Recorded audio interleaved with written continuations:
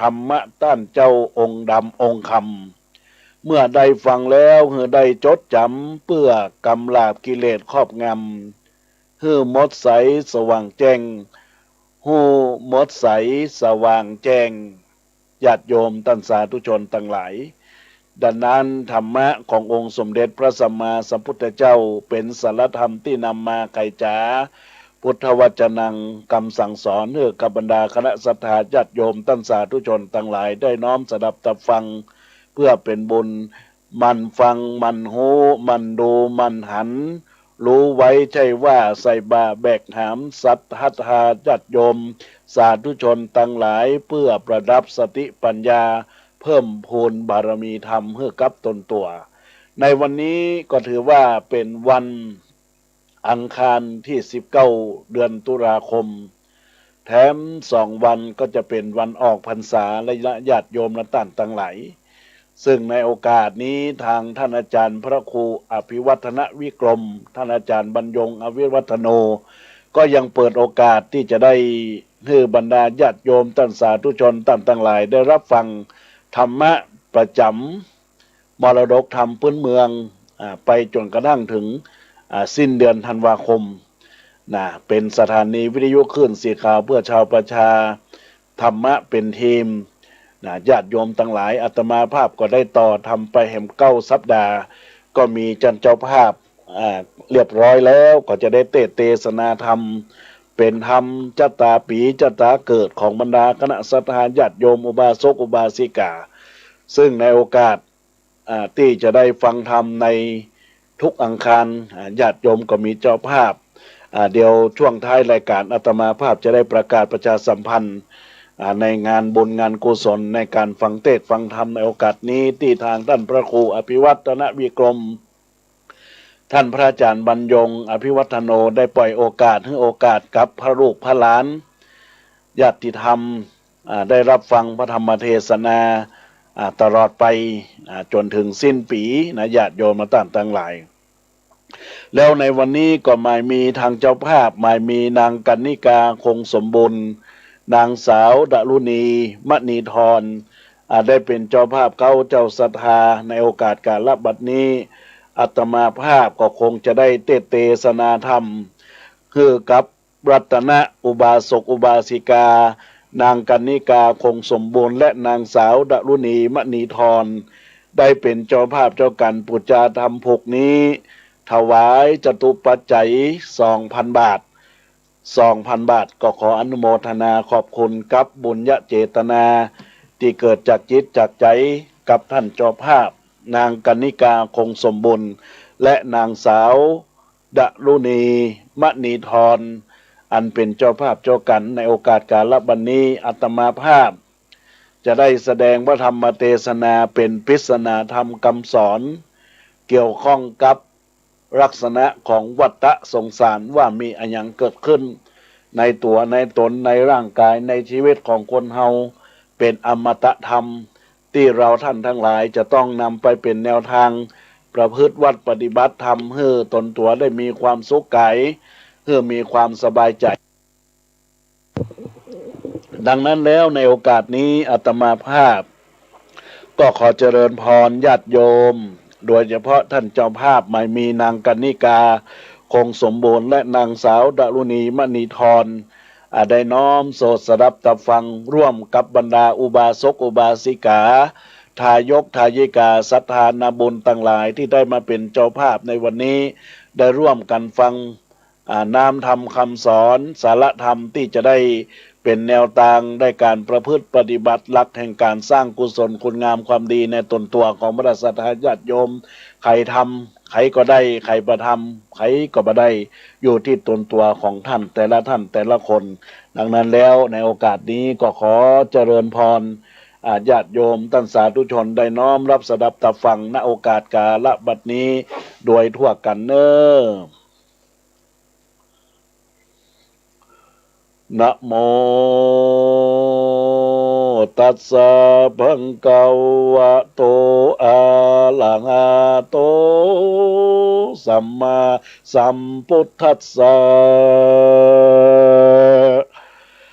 อะ นิเมตตามาตัญจาอินทานชีวิตังติสาทะโวดูลาสะโปริสะตังลายตั้งยิ่งใจหนุ่มเต่าตั้งตั้นเจ้าปราบเก้าผู้เป็นประธานพร้อมตั้งลูกหลานญาติมิตรพี่น้องที่ได้ร่วมต้องเกิดตัวกันมาพร้อมโดย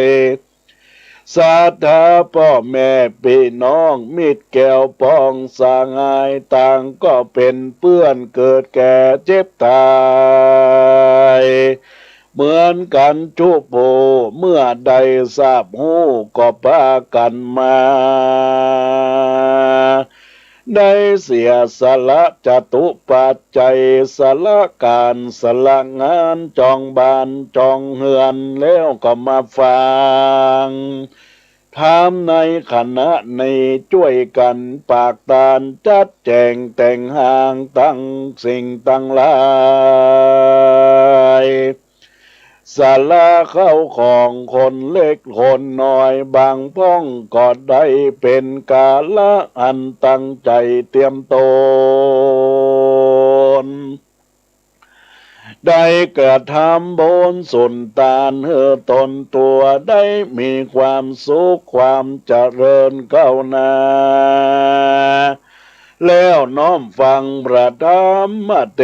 ศนาจงปากันจดจำน้อมกับไว้จักเป็นไม่ตายส่องแจ้งปัญญาอย่าได้อุจากควรทำพระเจ้าจากป่ามืดเศร้าบาปกรรมตัวไปเกิดมาจัดใดเป็นคนหูลึงซึ่งถึงบาปใบไร้ปัญญาเพราะเหตุนั้นนาขอศรัทธาทั้งหลายแปลงใจใส่งามดีผ่องแผ้วได้ร่วมห้องฟังธรรมเพื่อจักชำระจิตใจสะอาดมีศีลห้าดวงใสแล้วจักนำบุญนี้ไปหายังผู้ทุจิตตายมรณาล่วงลับไปดังอามหรือทำบุญไว้กับตนกับตัวหรืออุทิศไปหายังไว้ไปปากนาขอบุญเตรียมนนกุศลแก่กาไปรออยู่ตาบนสวรรค์ฝักฟ้า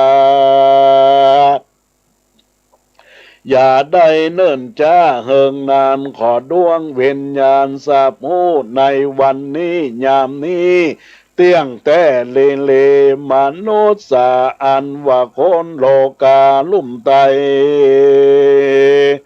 บ่มีภัยอยู่ได้สักคนคนทุกคนจนเศรษฐีมีหางดูตั้งกินใจคนใบคนลัวก็มีสักยศสักใหญ่ก็บอดใจล่วงพ้นความตายเกิดมาสุขสบายก็จักตายไปดังอันความนาเหมือนกันเนอเหมือนกับพระอาทิตย์วันจันทร์วันพุธก็ดีก็มา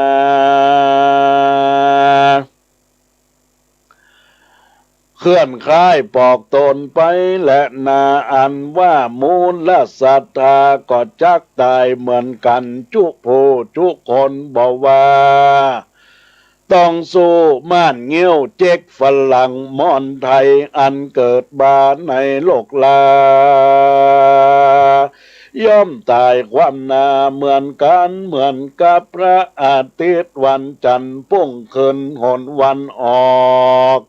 เคลื่อนคล้ายปอกตกไปแสงร่ำไรลิบหลีวนเวียนเปลี่ยนที่ไปมาถึงเวลาก็คืนมาใหม่พัดเกี่ยวไขว้เวียนวนเกิดมาเป็นคนก็เป็นดังอีเกิดแก่เจ็บตายบุ่นวายปนเปพระตัสสะปนเก่าจีวา วัฏสงสารเวียนวายตายเกิดมันบ่ผาเสดสังแต่แลนา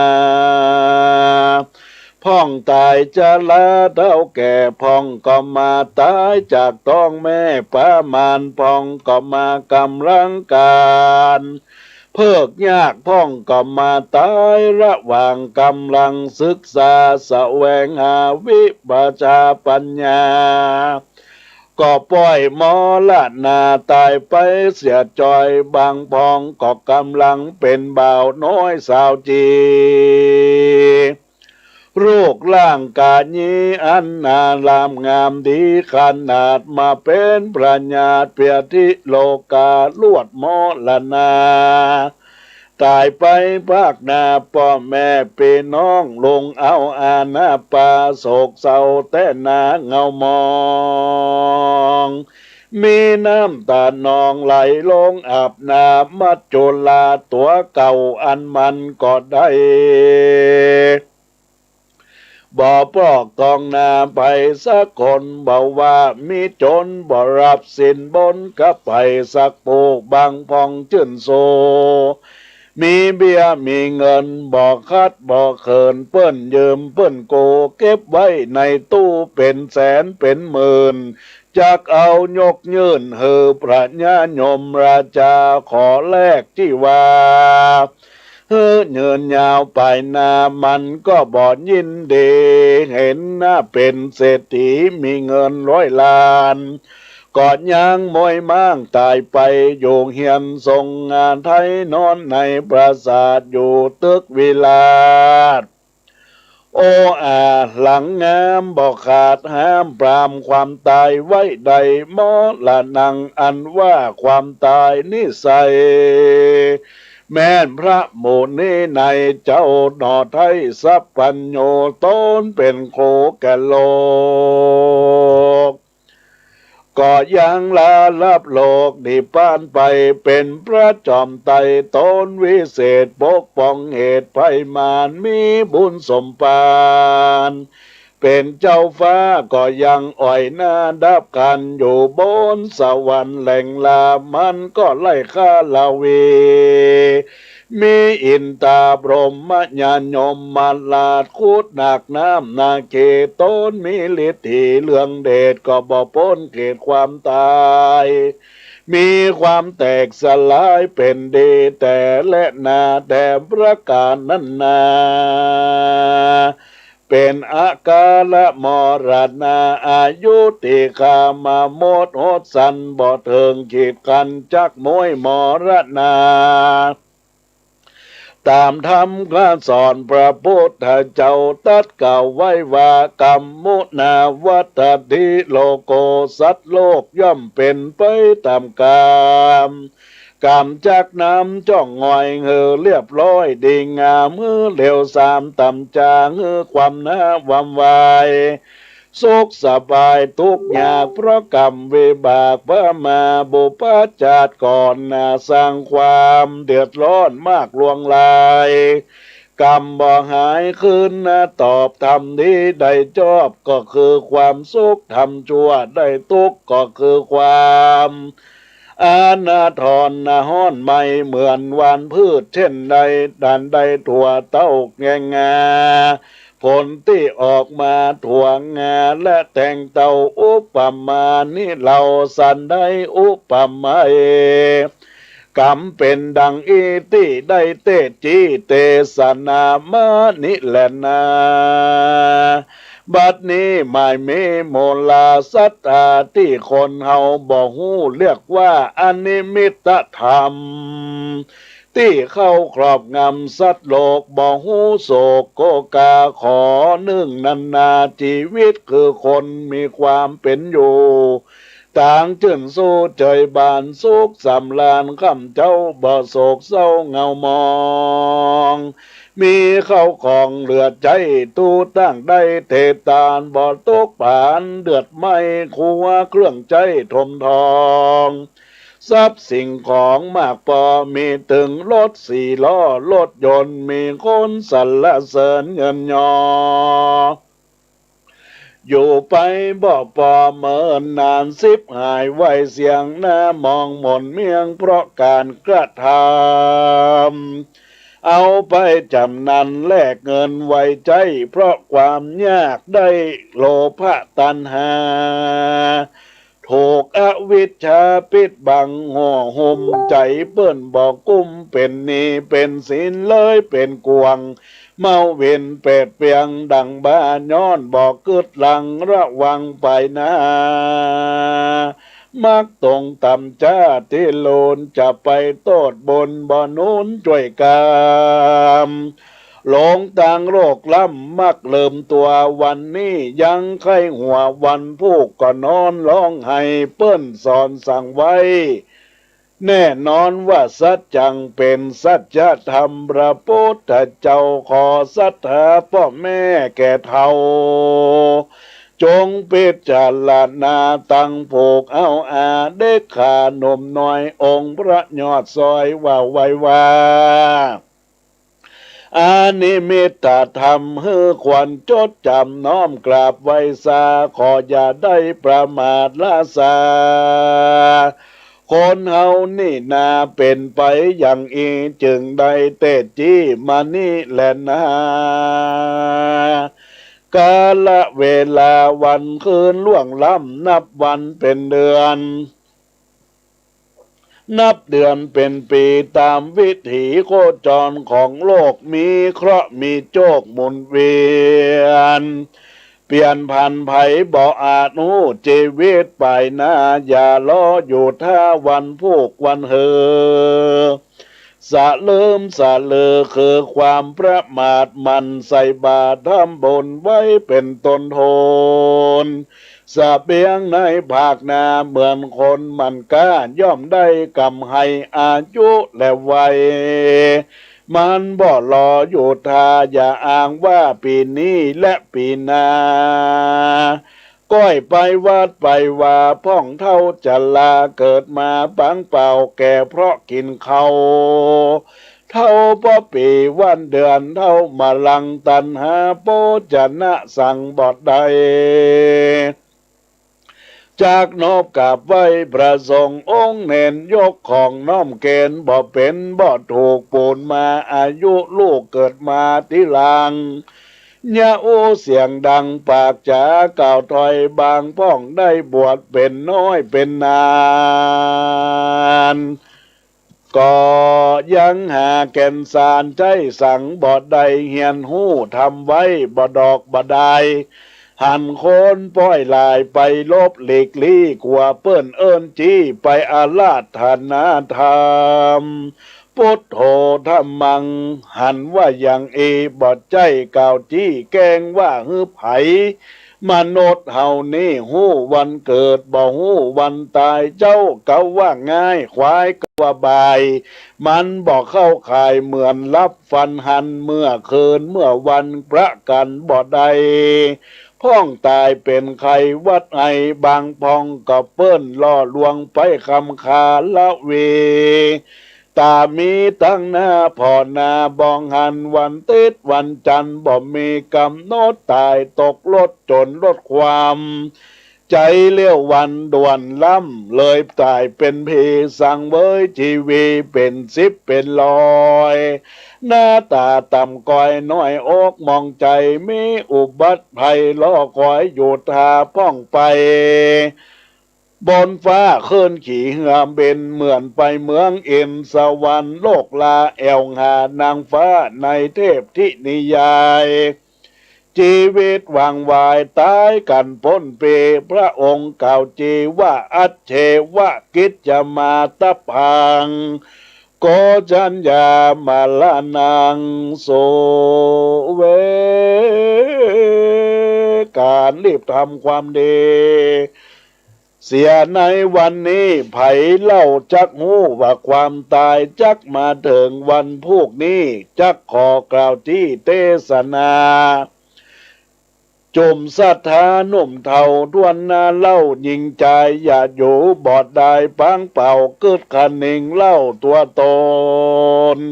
เกิดมาเป็นคนอายุก็มาเหม็นน้อยอายุถึงร้อยก็เมินมีมันสร้างความดีเป็นที่วัดอ่างอย่าได้ห่างร่างทำบนสนตานเป็นเกินสะพานกายคืนจันฟ้าเป็นม้าแก้วอัจจารย์ในเป็นป่าไทยเข้างออ้อยหน้าต่อเนรปานสุขสำลานจัดนี้จัดนาบ่อยาจะแลนานยิ่งถึงวันนี้โรคเก่าจีว่าโรคโควิด19ก็มาเวียนวนมลาศรัทธา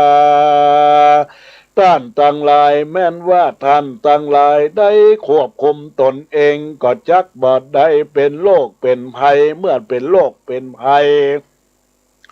ก็จักตายไปม้อยละนานั่นแหละนาบางคนเกิดมาทุกข์อันทุกข์ยากย้อนกรรมวิบากพระมา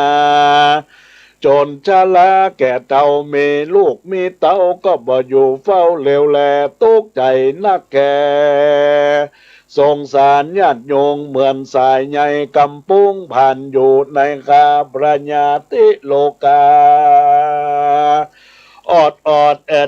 พระญาติก็108ปองปันตัวตนเป็นล้มเจ็บปวดบ่อยไข้เป็นปากเป็นเบี้ยวกลางกับเป็นโรคตับโรคปอดตามืดบอดมัวฟางเป็นคังสร้างปุ่มใหญ่เป็นต้องใกล้บวมปองน้ำตานองบอกขาดเป็นอัมพาตทรมานเป็นงวนสารอยู่ในต้องใส่มันลดลุ่มใต้โลกาบ่มีปัญญาลบหลีกพ้นใด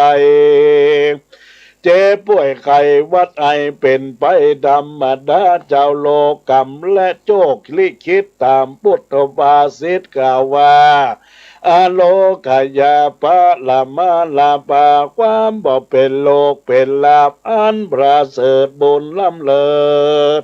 ภัยมันพระญาติป้นอันไผ่เลือกบ่ใดจะตายย้อนไข้ก็ว่าวัดไอหรือโรคหัวใจตับไตกระดังตายย้อนผ้ามั่งที่หมอลงหาหงยาตายในขวาต้งนาห่วมห้องห้วยห้อมที่ผาลิงจ้อยเทียนทำพงไปมดปัญญาไวลวงหูสาบใดมีแต่พระเงาไทยสัพปัญโยโลกาวิโทหูหันที่แจงบ่ใจกล่าวแซงแกงว่าแกงจาสัตติเกิดมาโลกาโลกไตไข้งัวและให้มันมาตัวกันอันว่าโอยนออนิจจังมันบ่เตียงหูความเงียงไปมาเหมือนจังจอดได้ศาลาลมไม้กันว่าแจ้งแล้วต่างคนก็จากกันไปนั่นแหละนาสัตว์ต่างหลายเฮยที่นั่นอยู่ต่างนาและนั่งอยู่ต่างหลังจงฟังถือว่าเทียแปลงใจกุ้ยใจบานยกมือสารใส่เกลาประสงค์พระเจ้าเทศนือฟังเทงนิเคนะพะนังซาเลหลังตนตัวเฮานี้ดับสูญพ้นปีเป็นฝุ่นทุเลกายะอินทรีย์มีธาตุตั้งสี่ดินน้ำลมไฟแตกดับลงไปเป็นของว่างเปล่าก็บ่ได้บอกกล่าวว่าจักเอาไปต้อตุ่มไว้ที่ไหนป่าจ้าตำบลโหนใดไก่เก่าว่าไก่ไว้ปืนเก่าไม้เก่าว่าหิมต่างเฮาไปตุ่มวางลงขวางปัสเศร้าบุตตาโรคเตาจากยะสันใดป้องตายกระไกในต่างประเทศปูนดีสังเวทเวตนาบ่มีสังขาประสงค์องค์เจ้า เมื่อแปลงลูกเต่าบอดได้งูเห็นเต้านอนรับฝันหาอยู่ต่างบ้านบอดได้ปากตานสั่งไผ่คนใดยามดับจิตใจต่างเมืองต่างดาวให้กันซาเศร้าอยู่บ้านกองหาอนิจจาวตาสังขาราสังขารนี่นะบ่เนมเตียงมันนะเพราะเหตุนี้นั้นอย่าได้เมามัวหลงโลกลืมตายหลงกายลืมแก่หลงเมียลืมแม่หลงเข้าของสมบัติลืมพุทธศาสนาหลงตัณหาลืมบุญลืมบาปจิตใจการอย่าบอกกลัวบาปกรรมมากลัวกรรมล่วงศีลนอกธรรมวัดว่าบอกไก่ยามเจ็บป่วยไข้ใกล้มรณาเจิงเกิดหามประสงค์องค์เจ้าเขาว่าเจ้าพุทธาแต่เรามีแต่บัดบัญเจมันหากถึงมีดังกล่าวมานี้และนาคติมากาที่ไปเบื้องหน้ายามตายภาคหน้าเมืองคนแล้วแต่กุศลผลบุญได้สร้างจิตใจสวยล่างมละมนเทนเป็นผู้มีศีลขาวใสสะอาดบ่ได้ประมาททำบุญเฮือตานตามพระบุบาลกล่าวไว้ว่าจิตเตนะอาสังกฤเทสุขติปฏิกังขาผู้จักได้ถึงสุขติได้กระเพาะมีศีลถ้าจิตใจมอเศร้ามองสุขติสวรรค์เป็นอันหวังไปใดจิตใจหม่นไม่จักใดไปสู่อบายบ่มีความละอายดังบาปมีใจเหือกหยาบเศร้ามองบ่หูกองพิษกองถูกใจบันโภกแต่อกุศลย่อมจักส่งผลไปเกิดในกำเนิดอบายภูมิเหมือนไฟสมทารน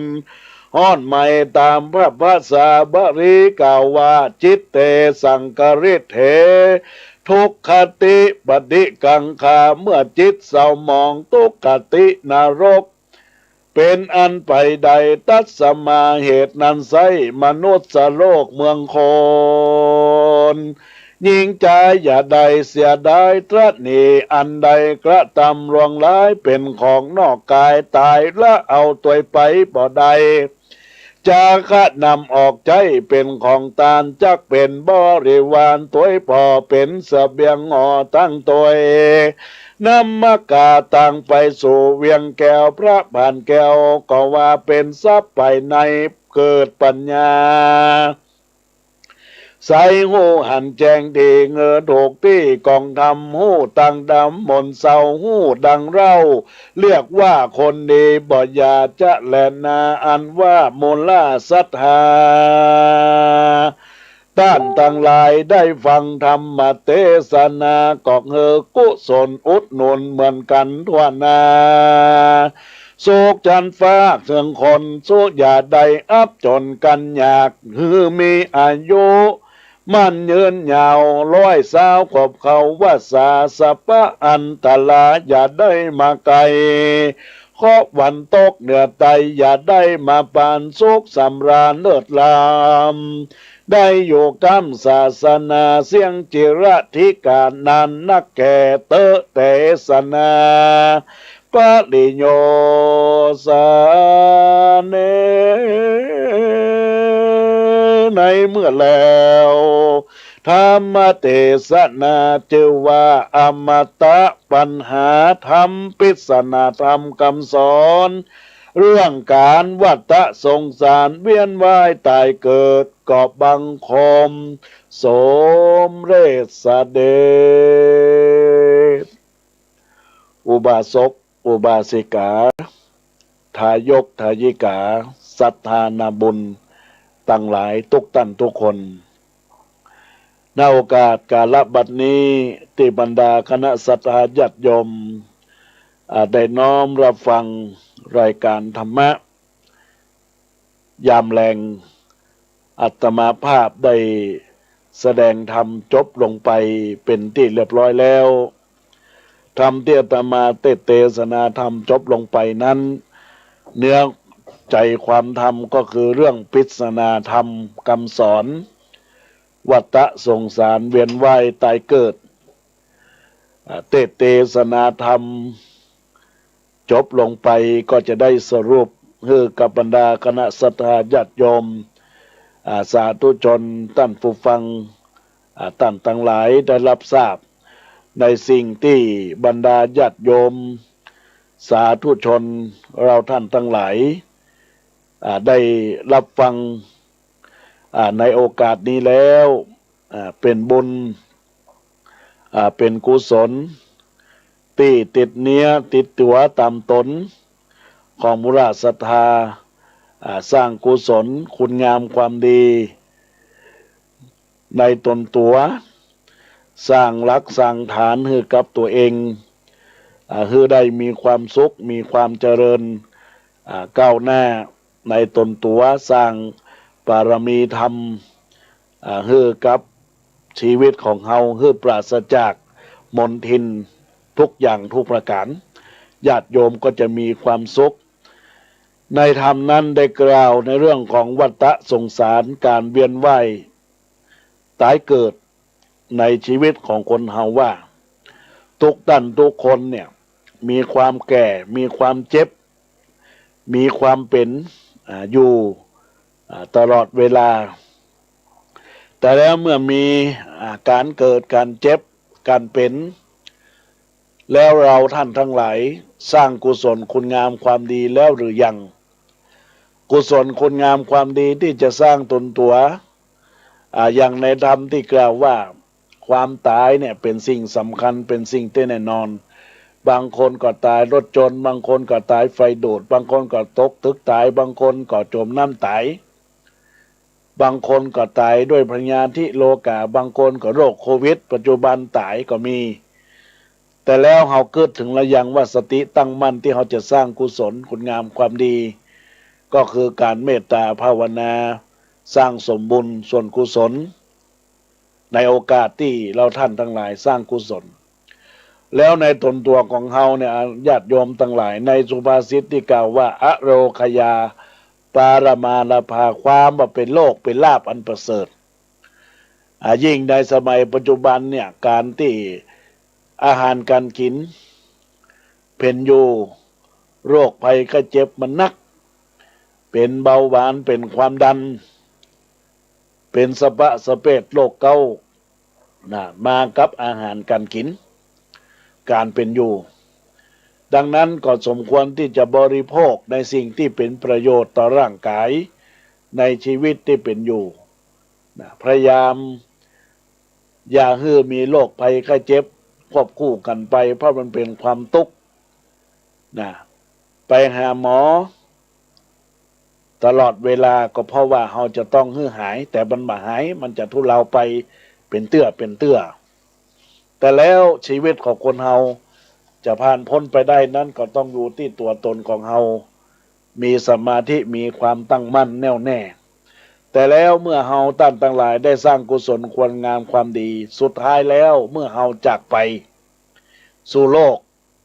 นี้เนี่ยไปสู่โลกหน้าพบหน้าจะต้องมีจิตอันเป็นบริสุทธิ์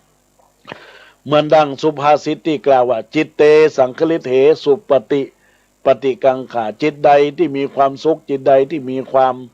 สบายอกสบายใจบริสุทธิ์แล้วจิตนั้นย่อมไปสู่ในทางสุขคติแต่ว่าจิตเตสังคลิเถทุกขติปฏิกังขาจิตใดเศร้าหมองจิตใจที่ทุกข์ทรมานจิตใจนั้นย่อมไปสู่ทุกขติอบายภูมิญาติโยมท่านทั้งหลายดังนั้นทำในเรื่องนี้ก็ได้กล่าวไว้อย่างนี้เพื่อเป็น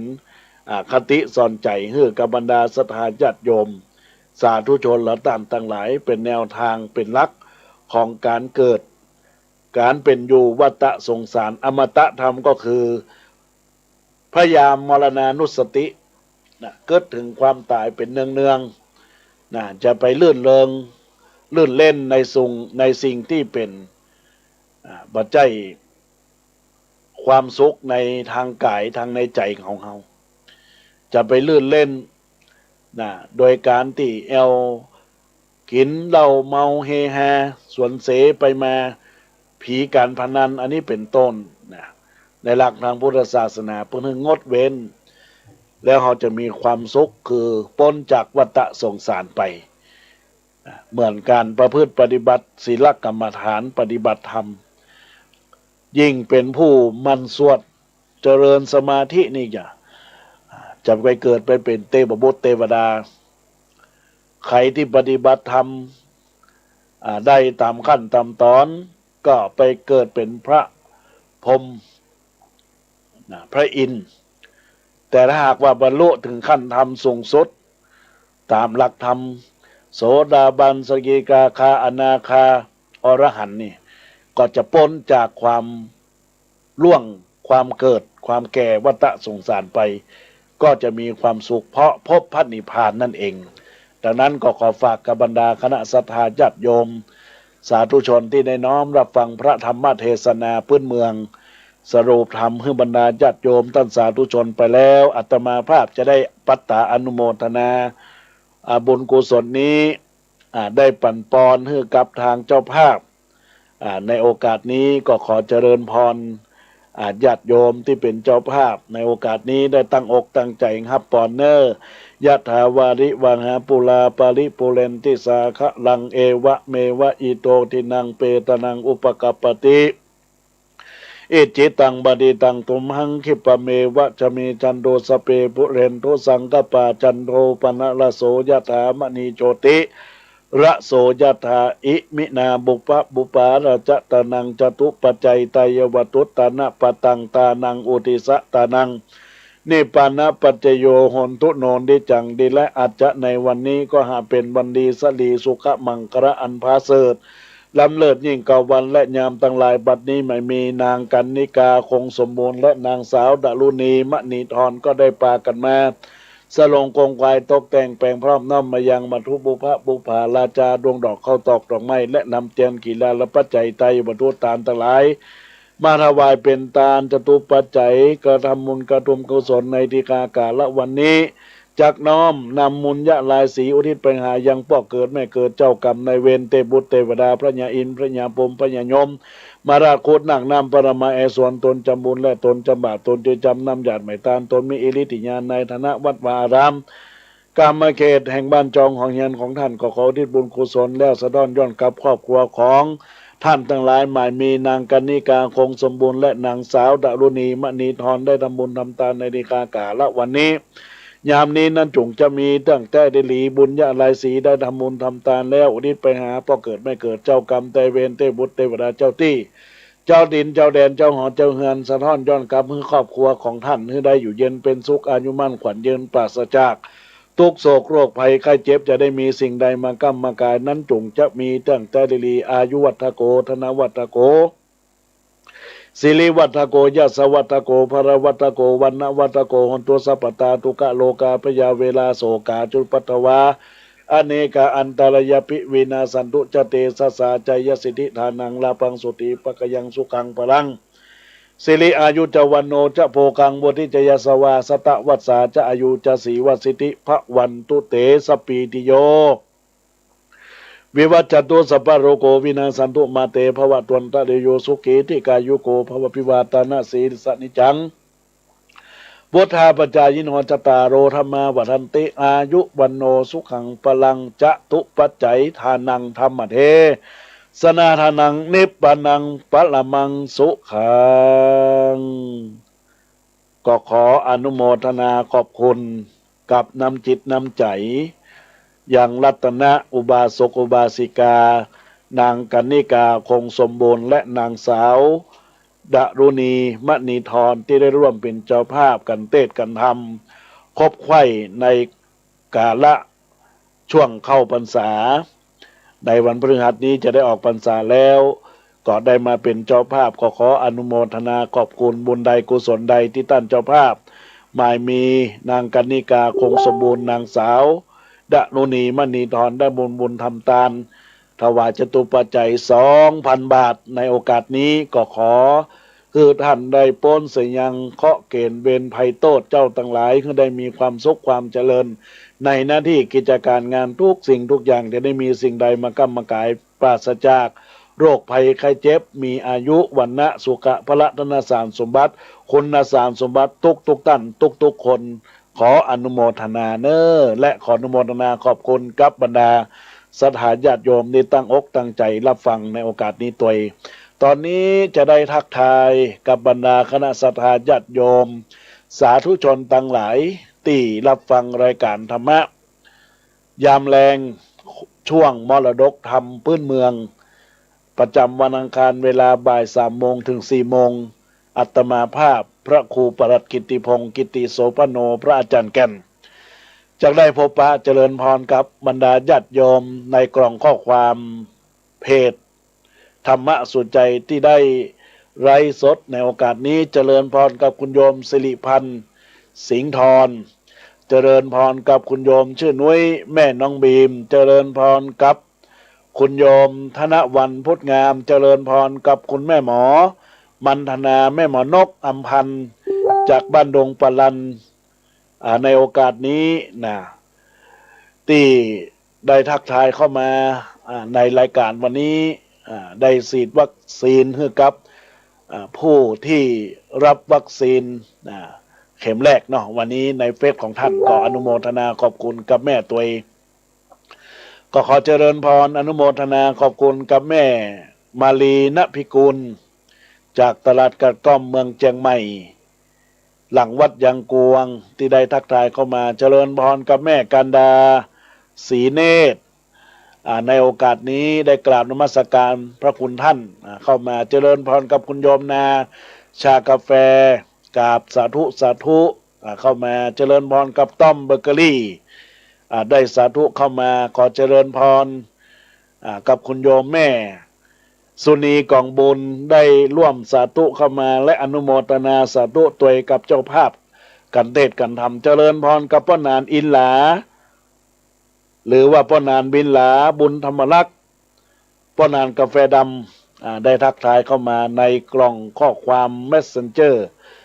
ทักทายเข้ามาก็ขออนุโมทนาขอบคุณเจริญพรกับคุณโยมอัมภัยวีรสะจากบ้านต้นพึ่งเมืองละปูนได้ทักทายเข้ามาอุจาเอื่นเอ่ยในรายการในโอกาสนี้ถือว่าอาตมาภาพได้จัดในคลื่นวิทยุคลื่น104.50 วัดฝ่ายหินเป็นช่วงที่2เนาะแล้วก็เป็นชั่วโมงของสารธรรมยามแรงมรดกธรรมพื้นเมืองคลื่นวิทยุวัดพระบาทอุดมมนต์เสียงธรรมแม่แจ่มห้วยตองซักอำเภอจอมทองวัดศรีปันเงินอำเภอสัมปะตองบ้านตุ้งเรดิโออำเภอสัมปะตองและก็คลื่นวิทยุสีขาวเพื่อชาวประชาในโอกาสนี้ได้รับความเมตตาจากท่านอาจารย์พระครูอภิวัฒนวิกรมท่านพระอาจารย์บรรยงอภิวัฒโนท่านเจ้าวาดวัดปากตางเจริญตำบลดอยหล่ออำเภอดอยหล่อจังหวัดเชียงใหม่ได้ให้โอกาสแล้วก็อาตมาภาพก็ยังได้เพิ่มเติมไปเทศไปจนถึงทุกวันอังคารถึงสิ้นเดือนธันวาคมเนอะจะได้ประกาศก็เป็นประจำวันอังคารที่26 ตุลาคม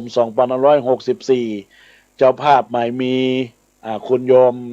ปราณีคุณโยมเกียรติศักดิ์ปัญญาจักรเป็นเจ้าภาพแล้วก็2 พฤศจิกายน 2564ก็มีเจ้าภาพคุณโยมสุรพีหรืออาจารย์ไก่แล้วก็วันที่16 พฤศจิกายน 2564แม่อำพันธ์ศรีวันที่23 พฤศจิกายน 2564นางอัชรพรลังสีวันที่30 พฤศจิกายน 2564ท่านผอ.นิตยาพงพิกุลท่านผู้อำนวยการโรงเรียนพงพิกุลวันที่7 ธันวาคม 2564แม่ยุพินมหานามบ้านสันทรายมูลแล้วก็วันที่14แม่ยุพินสิงแก้วบ้านสันทรายกันที่วิววันที่21 ธันวาคม 2564คุณโยมดัชนีฟาเทลนิโครเป็นเจ้าภาพวันที่28 ธันวาคม 64 ก็คุณโยมนิดจากบ้านสันทรายคันนี่วิวได้เป็นเจ้าภาพอันนี้ก็มีเจ้าภาพเจ้ากันเป็นที่เรียบร้อยเราร่วมกันฟังร่วมกันเนอะญาติโยมทั้งหลายญาติโยมทั้งหลายที่รับฟังรายการตอนนี้จะทักทายเข้ามาอุจาในการรับฟังพระธรรมเทศนาก็เจริญพรทุกท่านทุกคนเนอะทักทายเข้ามาเจริญพรกับคุณโยมกล้วยมั่มกับข้อหนึ่งได้ทักทายเข้ามากราบนมัสการเข้ามาในโอกาสบัดนี้ก็ขออนุโมทนาขอบคุณที่เบอร์โทรศัพท์0962629694เนอะญาติโยมทั้งหลายเจริญพรกับแม่เกียงคำบ้านดอยสะเก็ดนะได้ทักทายเข้ามาแม่เกียงคำรุ่งไพโรจน์เนาะได้ทักทายเข้ามาในรายการตอนนี้ก็มีคุณโยมได้ทักทายเข้ามาจากเจียงดาวเนอะเจริญพรป้อนานกิจเนาะเจริญพรป้อนานพ่อกิจใช่ครับพ่อกิจใช่ไหมโมกครับเชียงดาวครับพ่อนานประโมทเนาะเชียงดาวเนาะอุทยานเชียงดาวเนาะอนุโมทนาเนอะ104ครับเชียงดาว104เชียงดาวเนาะอนุโมทนาเนอะครับสาธุสาธุเจริญพรแม่จันศรีเวียงฝางเจ้าไว้จัดเจ้าท่านยังรู้จักเจ้าฮะเมนชื่อไว้แล้วดอกเมนชื่อไว้แล้วเนาะอนุโมทนาเนอะรับฟังอยู่เนาะวันนี้ฟังขนาดนี้เจ้าชัดเจนดีเนาะอนุโมทนาขอบคุณเนาะม่วนชัดเจนดีเจ้าอนุโมทนาขอบคุณเนอะสาธุยินดีสาธุยินดีเนอะเจริญพรแก่สาธุเจ้าจากที่ไหนคุณโยมแค่เจ้าแม่อายกาแม่หยังก็แม่หยังแม่พลอยเจ้าจากแม่อายแม่พลอยจากแม่อายนอรับฟังอยู่นอแม่นอครับอนุโมทนาสาธุเนอะเจริญพรเจริญพรเจริญพรจากเจ้าท่านพระครูจากที่ไหนคุณแม่ไม่อุยอินอยู่แม่จับจากเมืองฟางท่านพระครูไม่อุยอินจากเสมิงเนาะเจ้าท่านพระครูวัดไหนเจ้าวัดสันขยอมสันทรายเชียงใหม่พระครูอยากเจ้าขอโทษเจ้าพระครูปรัตกิติพงศ์กิติโสพโนพระอาจารย์แก่นครับวัดสันขยอมสันทรายอนุโมทนาเนอะจ้าเจริญพรแม่สมพัฒน์บ้านแม่ย้อยฟังอยู่เนอะฟังดีเนาะฟังต่อไปเนอะเปิ้นต่อเวลาจ้าอนุโมทนาแม่สมพัฒน์เนอะจ้าสาธุสาธุแม่เนอะอนุโมทนาเนอะก็ขออนุโมทนาขอบคุณกับบรรดาญาติโยมสาธุชนทั้งหลายโดยเฉพาะที่โทรศัพท์เข้ามาพระประโมทพุทธอุทยานเชียงดาวแม่จันศรีเวียงฝางคุณโยมจากแม่อายคุณโยมแม่จากเสมิงได้ทักทายเข้ามาแล้วก็แม่สมพัฒน์แม่ย้อยไตเนอะได้ทักทายเข้ามาก็ขออนุโมทนาขอบคุณและก็หมายมีคุณแม่ยุพินบ้านสันไซมูลทักทายมาทางไลน์มาแล้วขออนุโมทนาขอบคุณกับแม่ที่รับฟังเนอะทักทายเข้ามาอนุโมทนาขอบคุณญาติโยมท่านใด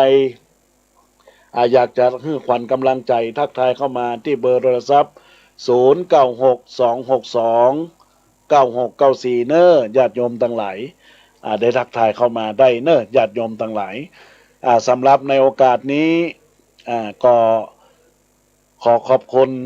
ทุกท่านทุกเสียงที่ได้รับฟังจากแม่อายจากฝาง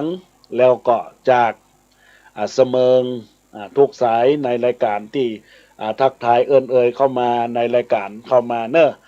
วันนี้ได้เทศนาธรรมพื้นเมืองเรื่องวัฏสงสารเวียนว่ายตายเกิดปริศนาธรรมคำสอนเป็นปริศนาธรรมแต่ว่าชีวิตของคนเฮาความเป็นอ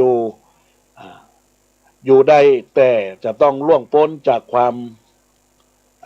ตายก็คือมรณะกรรมนั่นเองนะญาติโยมมาตั้งหลาย ดังนั้นแล้วก็ขอญาติโยมไปเป็นแนวทางมรณานุสติในจิตในใจของท่านทั้งหลายคิดอยู่เนืองๆว่าสักวันเราต้องตายสักวันเราต้องบอยู่ในโลกนี้สิ่งที่จะอยู่โลกนี้ได้ก็คือคุณงามความดีสร้างสมกุศลความดีเนอะญาติโยมทั้งหลายตอนนี้คุณโยมกล้วยม่ำกับข้อนึ่งได้ถามเข้ามาในรายการว่าทอดกฐินเป็นช่วงเจ้าเนอะช่วงเจ้านะคุณแม่กล้วยม่ำกับข้อนึ่งได้เจริญพรได้มาร่วมเนอะเจริญพรป้อนานบุญตันกับไว้สาวท่านก็ครูจ้ารับฟังแล้วเนาะฟังอยู่ท่านเด้อ อนุโมทนาเนอะป้อนานเนอะครับยินดีดังนักเนอะตั้งใจนะท่านเด้อนุโมทนาขอบคุณเนอะพ่อบุญตันเจดีย์3 ยอดสาธุสาธุเนาะก็มีสายเข้ามาป้อนานบุญตันเจดีย์3 ยอดตอนนี้มีสายเข้ามาจากอำเภอฝางเนอะทักทายเข้ามาตะกี้บ่ได้รับสกรรมก็โทรปิกมาได้เนอะคงจะเป็นสายของแม่พันธุ์บ้านเวียงฝางได้โทรเข้ามาตะกี้สายมันซ้อนถ้าจะใดก็ทักทายเข้ามาอู้จาในรายการได้เนอะตอนนี้อาตมาภาพก็คงจะได้ปันโจกปันใจตักตายกับบรรดาคณะสัตยาญาติโยมในโอกาสสุดท้ายสุดของรายการแล้วจะได้โอนรายการคือกับทางท่านอาจารย์พระครูอภิวัฒนวิกรมที่ได้เป็นผู้อำนวยการในการดูแลคลื่นวิทยุในโอกาสที่ได้ตั้งโครงการธรรมะช่วงมรดกธรรมพื้นเมืองเนาะในโอกาสนี้ขอลาก่อนเตอะผู้ใจบุญตั้งหลายจีมโนในลาไปเนิ่นเจ้าเวลาหมดไปขอลาแล้วเจ้าบัดนี้ก็มีศรัทธาได้โทรมาเนิ่นตอนนี้ก็ได้รับเป็นสายหนึ่งเจริญพรแม่พันธุ์บ้านเวียงฝางเจ้าเจริญพรเจ้ากระบงจังฝางเจ้ารับฟังอยู่นอเข้าใจดีนะเจ้าเจ้าอนุโมทนาขอบคุณนะแม่เนอะเจ้าสันตุเจ้าสาเจริญพรเจริญพร